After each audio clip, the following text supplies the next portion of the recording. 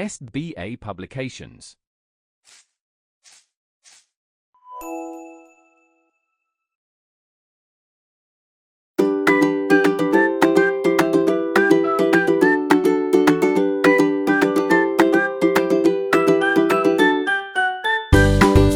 Hello everyone, how are you all?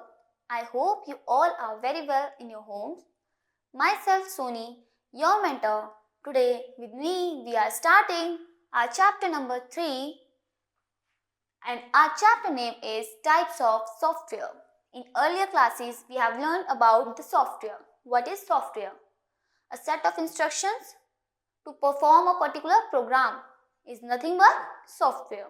So, in this chapter we will discuss about the term software, explain the types of software and purposes with examples, differentiate between system software, application software, backup files, restore, scan the system drive's file, use defragmentation, this is a new term here, utility software.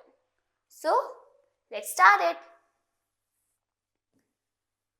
A computer is a machine that cannot work by its own. As we all know, वो अपने आप काम नहीं कर सकती है, हमें काम देना पड़ता है, इंस्ट्रक्शंस देने पड़ते हैं, कमांड्स देने पड़ते हैं. We make a computer work by giving a set of instructions, and these set of instructions to make a computer work is nothing but called as program. तो प्रोग्राम वो होता है जब हम कुछ सेट ऑफ इंस्ट्रक्शंस अपने system को देते हैं ताकि कोई प्रोग्राम, कोई काम, कोई फंक्शन उसमें रन करे. Okay, a program tells the computer to accept input, perform processing on the input and produce output. Computer का काम क्या होता है? इनपुट लेना, देन प्रोसेसिंग करना, देन आउटपुट देना. As we all know, IPO cycle. Okay, a collection of such program is called software. और जब हम डिफरेंट सेट्स ऑफ इंस्ट्रक्शन देते हैं to make a program run and the group of those programmes are known as software. तो एक software में different types of programs होते हैं जो कि काम करते हैं to make our work ease. So the topic is BIOS, BIOS. The moment we power on the desktop, a software called Basic Input Output System known as BIOS starts or boots the computer. This software resides on a small chip called ROM, that is read-only memory. This read-only memory or flash memory. This ROM is part of the motherboard. So, हमें पता है कि हमारे CPU में एक motherboard होता है. Okay, सो वो एक CPU का पार्ट होता है जिसमें हमारी हार्ड डिस्क और ये सब अटैच्ड होती है. वहीं पे हमें पता है, हमने अर्लियर क्लासेस में पढ़ा था कि वहाँ पे रोम भी होती है. एंड रोम पे एक चिप लाइक स्ट्रक्चर होता है जिस चिप के ऊपर हमारा बायोस रहता है. बायोस क्या है हमारा? Basic input output system. Basic input output system. So ये बायोस हमारे इनपुट और आउटपुट सिस्टम को मेंटेन करता है. ओके, सो ये कहाँ पे होता है? रोम पे, जो कि हमारे सीपीयू की मदरबोर्ड पे एक चिप में होता है. Okay, BIOS checks whether all the hardware units are working or not. When we switch on a system, we see many messages informing that a particular hardware is working fine. अब जब हम system on करते हैं, कभी आपने देखा है आपका जो कीबोर्ड का केबल होता है वो अगर ढीला हो जाता है तो आपको एक एरर मैसेज आता है कि आप उसको अच्छे से प्लग इन करिए. Similarly with mouse, speakers. So ये कौन हमें प्रोवाइड कर रहे हैं मैसेजेस? बायोस, क्योंकि ये बेसिक इनपुट आउटपुट सिस्टम्स को कंट्रोल करता है, मैनेज करता है, सॉफ्टवेयर हार्डवेयर को मैनेज करता है. तो अगर हमारा कोई हार्डवेयर यूनिट नहीं वर्क कर रहा है तो इसका एरर मैसेज भी बायोस देता है. These messages are received from BIOS. Okay, so यहाँ पे BIOS सेटअप यूटिलिटी की दो इमेजेस दे रखी है. नॉर्मल स्क्रीन कुछ इस तरीके से होती है, एंटर करते ही हट जाती है, एंड देन एरर स्क्रीन ऐसी होती है. Now if hardware is not working, अगर आपका कोई भी हार्डवेयर काम नहीं कर रहा है, for example if a hard disk is not working, then the BIOS gives a corresponding error messages. तो जो हमारा बायोस होता है एक कॉरस्पॉन्डिंग एरर मैसेज प्रिपेयर करता है और आपको शो होता है, डिस्प्ले होता है। Now the most important role of BIOS is to load the operating system. ये मेन चीज है कि आपके बायोस का काम क्या है, ऑपरेटिंग सिस्टम को मैनेज करना और उसमें मतलब हमारे बायोस में ऑपरेटिंग सिस्टम का लोड होना। ओके, आपके जितने भी ऑपरेटिंग सिस्टम है वो इनपुट आउटपुट बेसिक सिस्टम में लोड होते हैं, तो उनका भी काम यही करता है।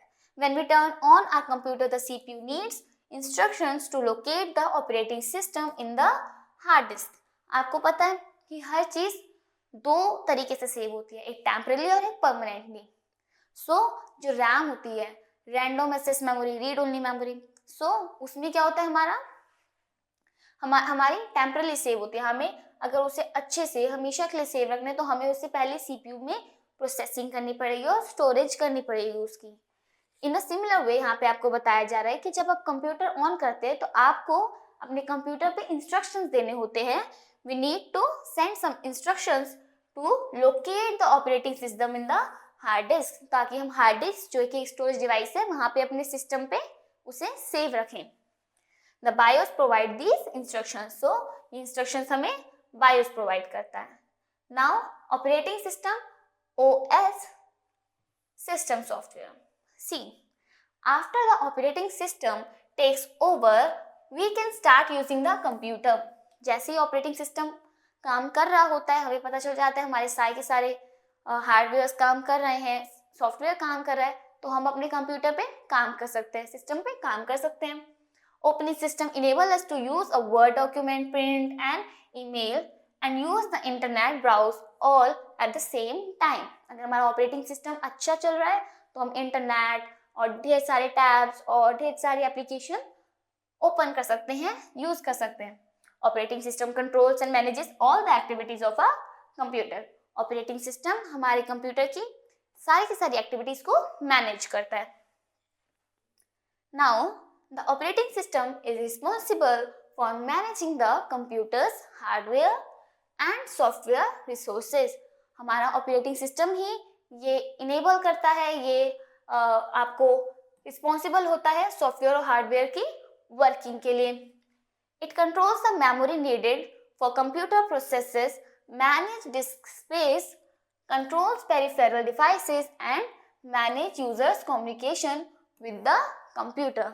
अब हम जब कंप्यूटर चलाते हैं हमारे लिए तो बहुत ईजी होता है चलाना, बट उसे चलाने से पहले हमारे उसमें जितने भी प्रोग्राम्स है जिसने सेट किया उसने तो मेहनत की है। क्या क्या मेहनत है, क्योंकि हमें पता नहीं है। Control peripheral devices means computer की जो पेरिफेरल डिवाइसेस है, लाइक हमारा कीबोर्ड, माउस, सीपीयू, इनकी वर्किंग देखना, मैनेज करना।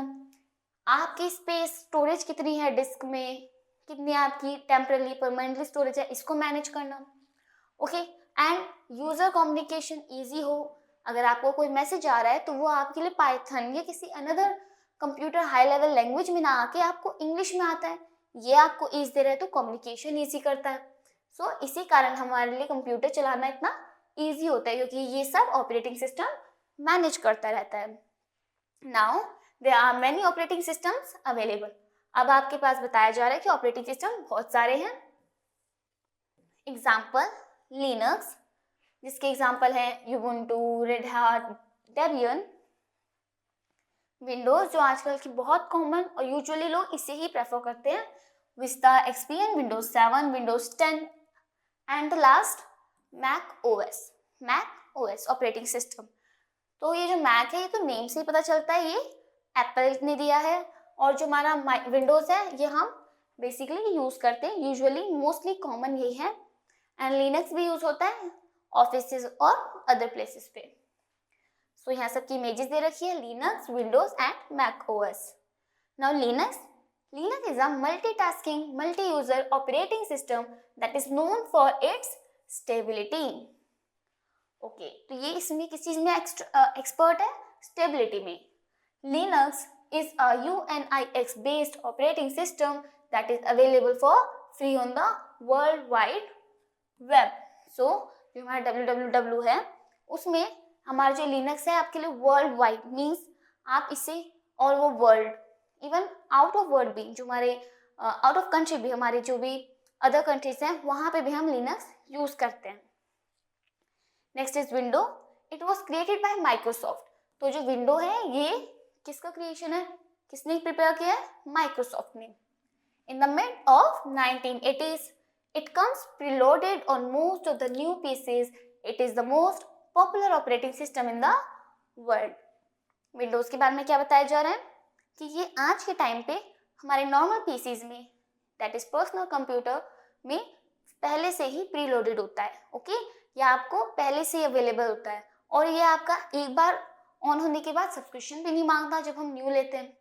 ओके, सो ये इस चीज़ के बारे में बता रखा है कि ये आजकल का बहुत ईजी है और सबसे ज़्यादा पॉपुलर है, सबसे ज़्यादा हम इसी को यूज़ करते हैं। इवन हमारी बुक्स में भी हमें MS ऑफिस के बारे में ही बताया गया, विंडोज़ के बारे में ही बताया गया। Third is Mac. It is a very popular operating system created by Apple. So यहाँ बताया कि मैक भी एक ऑपरेटिंग सिस्टम है जो कि एप्पल ने क्रिएट किया है। Now the topic is application software. So software के टाइप्स में हम पढ़ रहे हैं, तो हमें पता है कि एक सिस्टम सॉफ्टवेयर होता है और एक एप्लीकेशन सॉफ्टवेयर होता है। तो अब हम एप्लीकेशन सॉफ्टवेयर पढ़ रहे हैं। एप्लीकेशन सॉफ्टवेयर नाम से ही पता चल रहा है इसमें एप्लीकेशन से रिलेटेड कुछ होगा। सो ऐसे सॉफ्टवेयर जो कि हमने डाउनलोड किए हैं अपने सिस्टम में, मैन्युअली हमने डाउनलोड किए हैं, जो कि बाय डिफॉल्ट नहीं मिलते हैं, हम उन्हें डाउनलोड करते हैं, उसका सब्सक्रिप्शन पे करते हैं, मे और मे नॉट, और उसके बाद हम उन्हें यूज करते हैं अपने पर्टिकुलर काम के लिए। We require application software to do any specific task on the computer. Scratch, word processor, email, application and games are example of application software. So ये आपके application software के examples है, like game, word processor, email. We can also install new application software as when required. और अगर इससे ज़्यादा हमें कोई एप्लीकेशन की रिक्वायर्ड है, like in a phone, हम व्हाट्सएप एप्लीकेशन डाउनलोड करते हैं। इन अ सिमिलर वे अगर हमें हमारे सिस्टम में भी कोई एप्लीकेशन चाहिए तो हम उसे एज पर रिक्वायर्ड डाउनलोड कर सकते हैं। Following are some other application software. तो यहाँ पे एप्लीकेशन सॉफ्टवेयर के कुछ एग्जाम्पल्स दे रखे हैं। MS Paint, Windows Media Player and MS Word. Okay, so these are your applications. Now application software can be broadly classified into two types, generalized and customized. Name से पता चल रहा है। See, generalized software packages. Generalized means ये एक बड़े amount पे, एक लार्ज अमाउंट पे यूज होता है, एंड generalized means ये सब लोग यूज कर सकते हैं, जनरल है। And the second one is customised. Customised कैसे हुआ, जब हम कभी हॉस्पिटल जाते हैं या रेलवेज जाते हैं तो आपने देखा होगा उन पीसीज पे हम गेम नहीं खेलते हैं, उन पे हम पर्टिकुलर कुछ और काम करते हैं, है ना। हम वहाँ पे अकाउंट से रिलेटेड काम कर सकते हैं, सेल्स की इन और आउट कर सकते हैं, देख सकते हैं। सो वो सब क्या होते हैं, हमारे कस्टमाइज्ड होते हैं। हमने कस्टमाइज किया है, सबसे पहले उन्हें बनवाया है as per our requirement. So let's discuss more about it. Generalized software. These are user-friendly software written to cater general needs such as preparing documents, drawing pictures, database to manage data, information, preparing presentations, playing games, etc. for the user. Generalized software में क्या है, जैसे कि आपको Word document बनाना है, PPT बनानी है, ये कोई भी बना सकता है। एक घर का स्टूडेंट भी बना सकता है, एक स्कूल का स्टूडेंट बना सकता है, एक ट्यूशन में पढ़ा सकते हैं, इंस्टीट्यूट में पढ़ा सकते हैं, इवन इन ऑफिस यूज और किसी बड़े लेवल पे भी हम इन्हें यूज कर सकते हैं। ओके, सो इसमें क्या आता है, पिक्चर बनाना, डॉक्यूमेंट बनाना, गेम खेल लेना। Okay, some of the generalised packages are listed below. तो इसके कुछ बताए गए हैं जो जनरलाइज्ड है। वर्ड प्रोसेसिंग सॉफ्टवेयर, इसमें वर्ड से काम होता है, लाइक प्रिपेयरिंग डॉक्यूमेंट्स। इसके एग्जांपल्स हैं वर्ड परफेक्ट, MS वर्ड हम अपनी हायर क्लासेस में अच्छे से पढ़ेंगे भी, Open Office Writer etcetera. Next is spreadsheet. Spreadsheet आपका एक शीट होती है जिसमें आपके टेबल्स होती हैं, रोज होती हैं, कॉलम्स होती हैं, हेडिंग एंड फुटर्स होते हैं। सो आप उसमें अपना डेटा डाल सकते हैं, like order number, employ number, sales number etcetera. So इसमें क्या करते हैं, डेटा को एनालाइज करते हैं, ऑर्गेनाइज वे में मैनेज करते हैं। इसके एग्जांपल्स है Lotus Smart Suites, MS Excel जो कि हम पढ़ेंगे, Open Office Calc and Apple Numbers etcetera. Now the presentations. Presentations PPT आपने सुना भी होगा, और आपकी जो स्मार्ट क्लासेस हैं उसमें ये होती भी हैं। So presentations, graphics, MS PowerPoint, open office, impress etcetera are the examples of presentation. इसमें हम स्लाइड्स बनाते हैं, स्लाइड प्रिपेयर करते हैं। नाउ डेटाबेस मैनेजमेंट एसेस, हमारे पास कोई डेटा है उसकी मैनेजमेंट एसेस भी हमारे पास एप्लीकेशन सॉफ्टवेयर में आती है, वो भी जनरलाइज सॉफ्टवेयर पैकेजेस में। सी इसमें क्या है, जैसे MS Access जिसके बारे में हमने पढ़ा भी है। Now open office, MS SQL service, Oracle etc. are the example of database management. Now graphic tools, इसमें हम पेंट से रिलेटेड काम करते हैं। सी paint shop pro, Adobe Photoshop, illustrator etcetera. So now the second topic is customized software. The second type of software is customized software. Customize से पता चल रहा है हमने इसे कस्टमाइज करा है, अपने लिए बनाया है। These are the applications that are customized or developed to meet the specific requirement of an organization or institute. So, example, student information details, payroll packages, inventory control, etc. Example क्या है, आपके जो रिकॉर्ड्स होते हैं ना कि आप कितने बच्चे आए हैं, कितने बच्चे नहीं आए हैं, ये भी आपका रिकॉर्ड होता है। तो ये भी हमारे स्कूल्स में कस्टमाइज्ड सॉफ्टवेयर होते हैं जिनमें हम डेटा आराम से डाल सकते हैं। लाइक रेलवे में अलग तरीके का होता है, लाइक पेरोल पैकेजेस में अलग होता है, LIC में अलग होता होगा, इन्वेंट्री कंट्रोल अलग होता है। Okay, these packages are developed using high level computer language. इन्हें बनाने में हम हाई लेवल कंप्यूटर लैंग्वेज का यूज करते हैं, ठीक है। Now here is an activity for you to rearranging letters to get the names of some software. So ये आपको खुद करना है, like first one is Linux. Now the next software is utility software. As इसका नाम ही बता रहा है utility. Utility से आप क्या समझते हैं, उसकी क्षमता, ठीक है, उसकी कैपेसिटी, कैपेबिलिटी। ओके, सो ये आपकी कैपेबिलिटी को रीबूट करता है, आपकी इसको बूस्ट अप करता है। So although operating system provides all the features user needed to use and maintain their system inevitability, they still do not meet everyone's expectations. This had led to another type of system software called utilities. See, आपके software इतना काम करते हैं तो वो भी तो थक जाते होंगे, तो उनको चलाने के लिए और आपके सिस्टम में कुछ हार्मफुल चीज़ें ना आए, इफ आती है ऐसी कोई प्रॉब्लम तो आप उससे कैसे बचे, तो ये सब आपकी कैपेसिटीज और बैकअप प्लान होते हैं जो हमारे यूटिलिटी सॉफ्टवेयर्स में आते हैं। So these are programs that bridge the gap between the functionality of an OS and needs of users. तो आपकी क्या नीड है और ऑपरेटिंग सिस्टम की क्या फंक्शनैलिटी है, इसके बीच का जो डिफरेंस है, अगर आपको कोई नीड है और वो ऑपरेटिंग सिस्टम नहीं कर रहा है तो आप यूटिलिटी सॉफ्टवेयर की हेल्प से वो कर सकते हैं।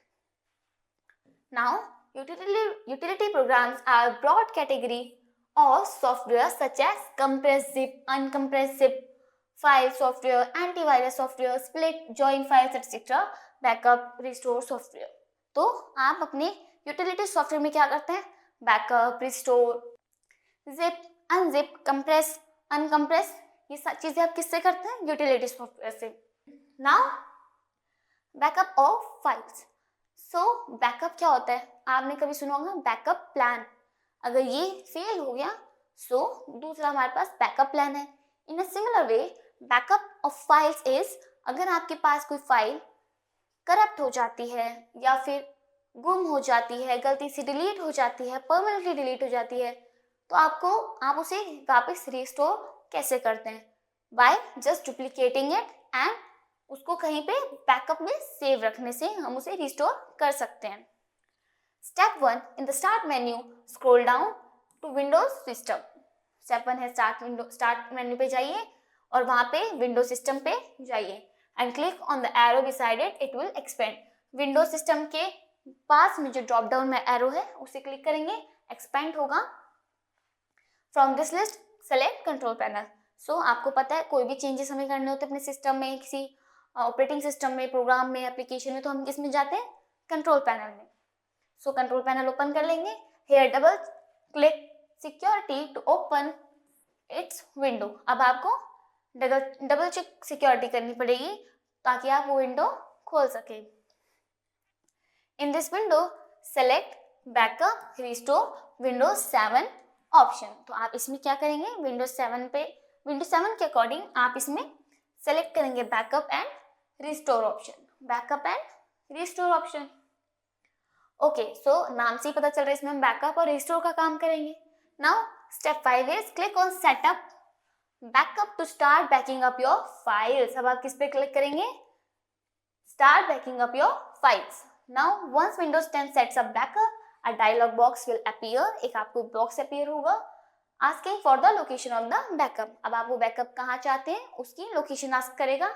आप जैसे लोकेशन पुट करेंगे वो वहां पे कॉपी हो जाएगा, रिस्टोर हो जाएगा। Select a drive mean select a location on hard disk और एन एक्सटर्नल स्टोरेज। आप कहीं पे भी हार्ड डिस्क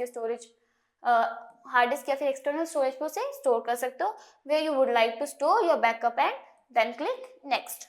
नेक्स्ट क्लिक करते ही आपका वो कंप्लीट हो जाएगा, restore. Now step 7 is select the option from the dialog box whether you want to choose the backup files yourself or let Windows do it for you. Now click next. Now the step 8 says click save settings and run backup to start your backup. अब जैसे आप save करेंगे तो आपका जो backup होगा वो restore हो जाएगा आपकी डिजायरेबल लोकेशन पे। Now the topic is scanning of disk. अब स्कैनिंग क्या है? यहाँ पे चेकिंग करना कि यहाँ पे कितनी गंदगी है, कितना अच्छा है, क्या चीज आपको चाहिए, क्या नहीं चाहिए। So scan disk is one of the most common maintenance tool bundled with an operating system such as window. ये विंडोज के साथ आपको प्रोवाइड होता है। This is an application, so ये एप्लीकेशन है that checks the computer hard drive for errors and bad sector.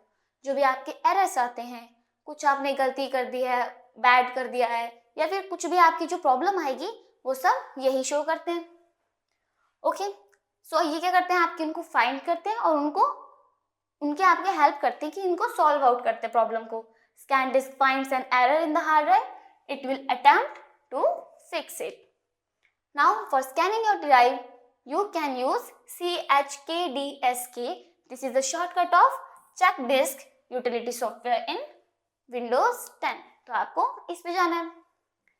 Now here is another amazing topic of this chapter. This is defragmentation. So इसको पढ़ाने से पहले मैं आपको एक बात बताऊंगी कि फ्रेगमेंट क्या होता है। फ्रेगमेंट मीन्स टुकड़ा, फ्रेगमेंटेशन मीन्स टुकड़ों में बांट देना, पर डीफ्रेगमेंटेशन इज टुकड़ों को एक साइड में रख देना, जोड़ लेना। ओके, पर आप टुकड़ों को बिखरोगे तो खराब हो जाएगा। अगर जोड़ के रखोगे तो क्या होगा? आपकी मम्मी क्या करती हैं? कहती है ना जूते चप्पल बाहर नहीं रखने, है ना, उसको शेल्फ में रखने, पैक करना है। इन अ सिमिलर वे हम डीफ्रेगमेंटेशन करते हैं सिस्टम की, ताकि जो भी हमारी खराब फाइल्स है, खराब डॉक्यूमेंट्स है, खराब फोल्डर्स है, उन्हें हम एक जगह पे पैक कर दें। सो defragmentation is like a cleaning house for your computer. It picks up all the pieces of data that are spread across your hard drive and puts them back together again. Okay? For defragmentation of your system, follow these steps. Step 1 is in the start menu scroll down to Windows Administrative Tools. तो आपको start menu पे जाके Windows Administrative Tools नाम की part पे जाना है and click the arrow beside it. अब उसके साथ आप एक एरो पे क्लिक करेंगे तो वहां से क्या होगा? आपकी एक्सपेंड हो जाएगी आपका dialog box. Now from the expanded list select defragment and optimise drives. Okay, after selecting optimise drives and optimise drives dialog open, see ये इस इमेज की तरह आपके पास एक ऑप्टिमाइज ड्राइव का ऑप्शन खुल जाएगा, एक इंटरफेस आ जाएगा। Now in this dialog box select analyse drive और optimise drive. Once you are done, choose the dialog box. If you select to analyze drive, the drive of your system will be analyzed to check if they need to be optimized. तो आप जैसे ही इस setting को enable करते हैं तो आपकी जितनी भी जो फाइल्स होती हैं वो जैसा कि डिफ्रेगमेंटेशन करता है, सारी की सारी फाइल्स जो आपकी खराब हैं, सही हैं, उन्हें एक साथ एक जगह पे कर देता है। आपको उसमें से कितनी डिलीट करनी चाहिए ये सब भी वो आपको एडवाइस देता है एनालाइज कर। Now if you select to optimise drive, ये सब बताया आपको अगर आप एनालाइज ड्राइव करेंगे, but if you select optimise drive, your drive will be optimise to run more efficiently. Optimise means आपको वो ना और अच्छे से ऑप्टिमाइज कर दिया। मीन्स कपड़ों में हम जैसे मैं नॉर्मली क्लोथ्स हैं, हम उसको इन्हांस करने के लिए क्या करते हैं, ज्वेलरी एसेसरीज पहनते हैं। इन अ सिमिलर वे हम ऑप्टिमाइज कर देते हैं। ऑप्टिमाइज मीन्स उसकी एफिशिएंसी बढ़ा देना। Now some other tools in Windows. So Windows में इसके अलावा भी कुछ टूल्स होते हैं जो कि हमारे सॉफ्टवेयर नहीं है बट टूल्स हैं जो कि हमारे यूज में आते हैं। Once you open the Windows administrative tools, you will find a list of tools to manage and monitor system. Some of these tools are device manager, disk management, disk cleanup, system configuration. Now device managers, it allows you to view devices connected to your computer, disables them or configure these drives. So device managers में क्या होता है आपका, जो भी आपने USB लगाया है, कोई कंप्यूटर पेरिफेरल लगाया है, तो ये आपको दिखाएगा कि क्या आपको इसमें एक्सेस करना है, क्या आपको इसमें एक्सेस नहीं करना है, CD रन करनी है, नहीं करनी है।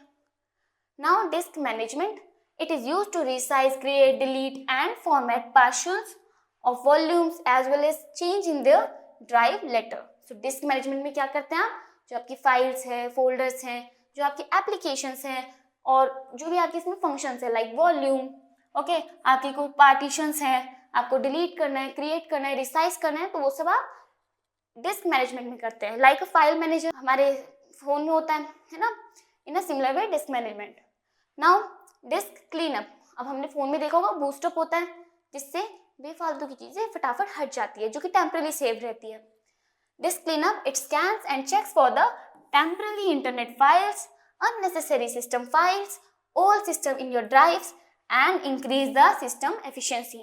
Of course ये बात है, after removing duplicate files हमारा सिस्टम क्या होता है, फ्रेश फील करता है।